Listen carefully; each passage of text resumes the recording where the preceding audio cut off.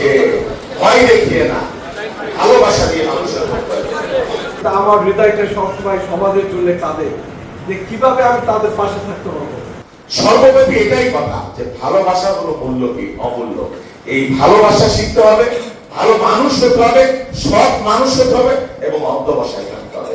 তাহলে আগামী দিনে আমরা একটা ভালো জাতি পাবো, যে জাতি তামাম দুনিয়া নেতৃত্ব দিতে পারবে এবং যে জাতি নিয়ে আমরা গর্ব করতে পারি। আমাদের প্রজন্ম তো আমরা চলে গেল, তোমাদের প্রজন্ম, আমাদের পরবর্তী প্রজন্ম, নিশ্চয়ই এই প্রজন্মের মধ্য দিয়ে আমরা আমাদের জাতিকে একটা সুস্থ জাতি, একটা হৃদ্য জাতি হিসেবে প্রতিষ্ঠা করতে পারবো। কিন্তু আমি একজন সহজ সরল মানুষ, কিন্তু আমার হৃদয়টা সবসময় সমাজের জন্য কাঁদে যে কিভাবে আমি তাদের পাশে থাকতে পারবো।